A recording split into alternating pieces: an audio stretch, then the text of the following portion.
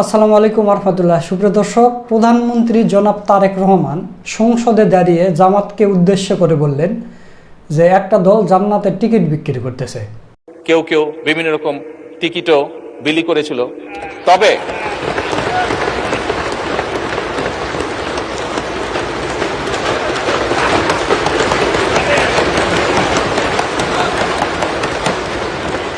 তো এই কথা বলার পর সচেতন নাগরিক এবং জামাতে ইসলামের নেতাকর্মীরা এটা নিয়ে প্রতিবাদ করছে যে দেশে এখন তেলের সংকট, গ্যাসের সংকট, বিদ্যুতের সংকট, এইসব বিষয় নিয়ে কথা না বলে, এটার প্রতিকার না করে সংসদে মূল্যবান সময়, যেখানে 1 মিনিটে কয়েক লক্ষ টাকা খরচ হয়, সেখানে দাঁড়িয়ে তিনি জামাতে ইসলামে নাকি জান্নাতের টিকিট বিক্রি করে এরকম কথা বলেছেন। আপনারা স্ক্রিনে দেখেন গতকালকের নিউজ। 12 কেজির বোতলজাত এলপিজি গ্যাসের দাম 378 টাকা বেড়ে 1728 টাকা। 1728 টাকা সরকার নির্ধারণ করে দিয়েছে, তাহলে খোলা বাজারে আরও দাম বেশি হবে। এরপর আর একটা নিউজ দেখেন, অফিস চলবে সকাল 9টা থেকে 4টা পর্যন্ত, দোকান মার্কেট বন্ধ সন্ধ্যা 6টায়। সন্ধ্যা 6টার মধ্যে সব দোকানপাট বন্ধ করতে হবে, কারণ বিদ্যুতের সংকট। তো জনগণ বলতেছে যে এইরকম সংকট বিষয় নিয়ে কীভাবে এই সংকট থেকে কাটিয়ে ওঠা যায়, এই বিষয় নিয়ে যদি সংসদে আলোচনা করতেন সেটা আমাদের জন্য ভালো হতো। কিন্তু জনাব তারেক রহমান সংসদে দাঁড়িয়ে বললেন যে জামাতে ইসলামী জান্নাতের টিকিট বিক্রি করে। তো দর্শক, প্রধানমন্ত্রী জনাব তারেক রহমানের এই কথাটা বা প্রতিবাদ করেছেন বাংলাদেশ জামাতে ইসলামের নেতা মুফতি আলী হাসান ওসামা। তো চলুন আমরা সেই ভিডিওটা একটু দেখে আসি। মাননীয় প্রধানমন্ত্রী জনাব তারেক রহমান সাহেব মাঝে মাঝেই দেখি মজা করে বলেন জামাত ইসলামী নাকি জান্নাতের টিকিট বিক্রি করে। আজকে তো সংসদে দাঁড়িয়েও রীতিমতো গর্বের সাথে বললেন নির্বাচনের আগে জামাত ইসলামী টিকিট বিক্রি করত। কেউ কেউ বিভিন্ন রকম টিকিটও বিলি করেছিল, তবে এবং এটাকে তার অন্যান্য দলের সংসদ সদস্য যারা রয়েছেন টেবিল চাপড়ে হাসি মুখ নিয়ে বেশ মজার সাথে উপভোগ করল।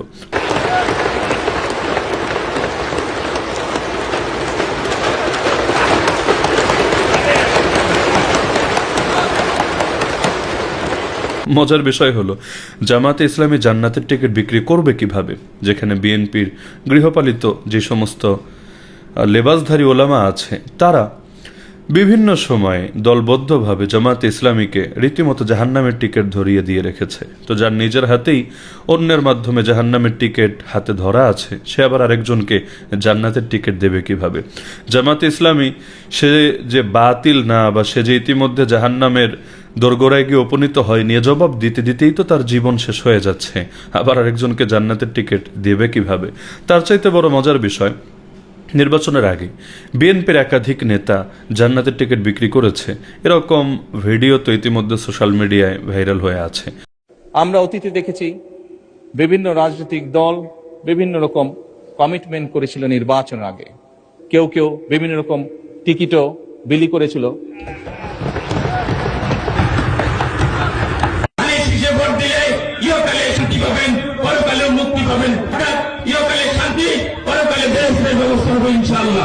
জনগণের হাতে করা দল তাদের শীষে ভোট দিলে আপনারা অবশ্যই জান্নাতুল ফেরদৌস আশা করতে পারেন কিনা পারেন না? আমরা ধানের শীষে ভোট দিলে আমরা জান্নাত পাবো, এটা আমরা বলতে পারি। আদর্শবান দল ধানের শীষের দল।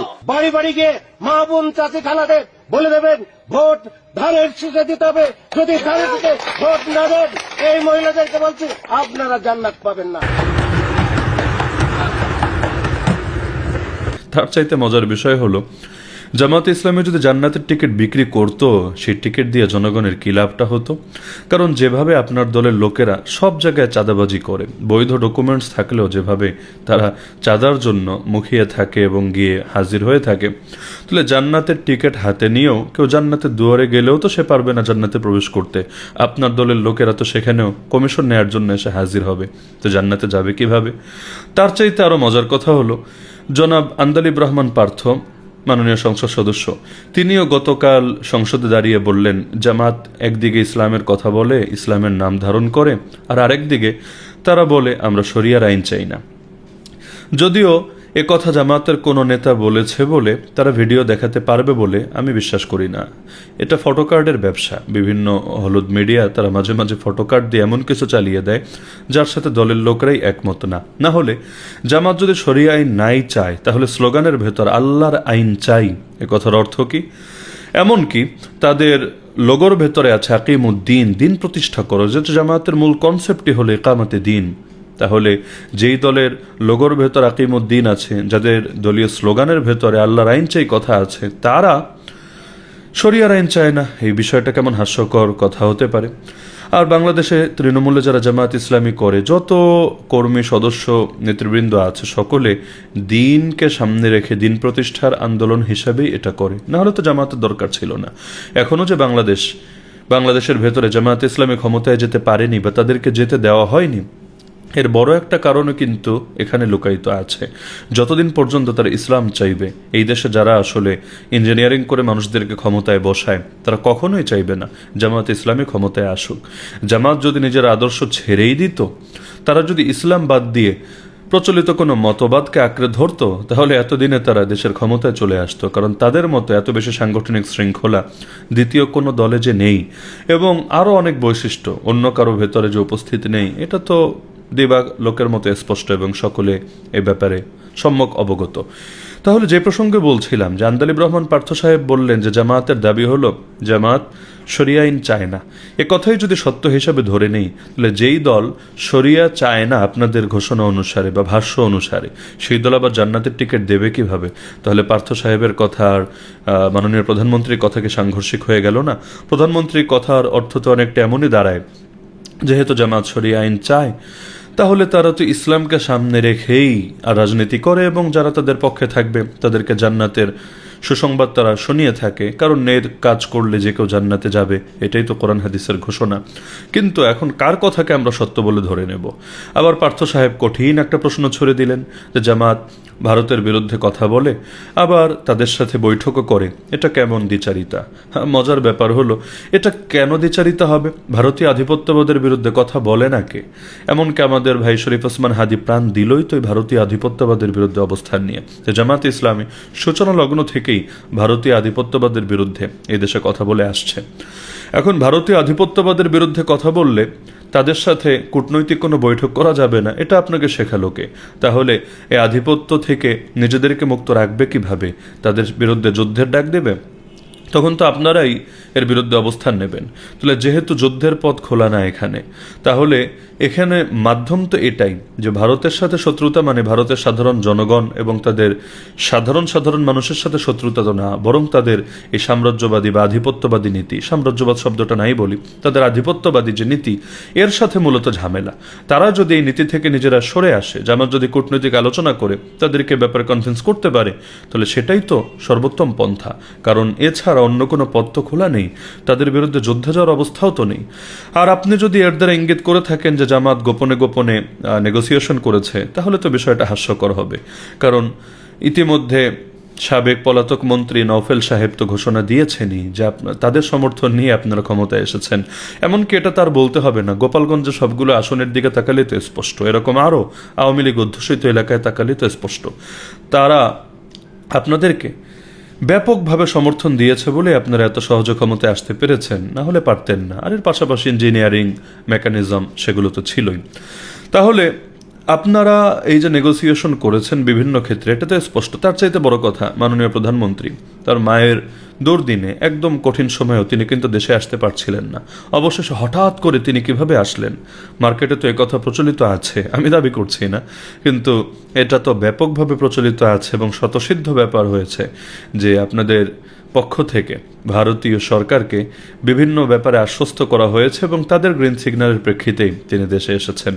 আর জামাত ইসলামী যদি আসলেই ইন্ডিয়া এবং আমেরিকাকে আশ্বস্ত করতে পারত, তাহলে তো তারা এদেরকে ক্ষমতায় বসাতো, আপনাদেরকে ক্ষমতায় বসানোর কথা ছিল না। যেহেতু শেখ হাসিনা বিভিন্ন সময়ে মাননীয় পলাতক প্রধানমন্ত্রী, মাননীয় শব্দটা যেহেতু সে সময় তাদের সাথে উচ্চারিত হতো, এখন যেটা আপনাদের সাথে হচ্ছে, যদিও এই শব্দই কাউকে মহান করে না, মহান করে আদর্শ। তো সেই পলাতক প্রধানমন্ত্রী তিনি কিন্তু তার একাধিক ভাষণে বলেছিলেন যে 2001-এ আমি গ্যাস দেইনি বলে আমাকে ইন্ডিয়া ক্ষমতায় আসতে দেয়নি বা বাহিরের শক্তিরা আমাকে ক্ষমতায় আসতে দেয়নি, এ ধরনের কথা তিনি বলেছিলেন। তাহলে বাহিরের শক্তিদেরকে আসলেই যদি জামাত কনভিন্স করতে পারত তাহলে তারাই তো ক্ষমতায় থাকতো। আর এই যে কথায় কথায় সংবিধানের দোহাই, কোন সংবিধানের দোহাই দিবেন? 72-এর সংবিধান? 72-এর সংবিধানই তো অবৈধ সংবিধান।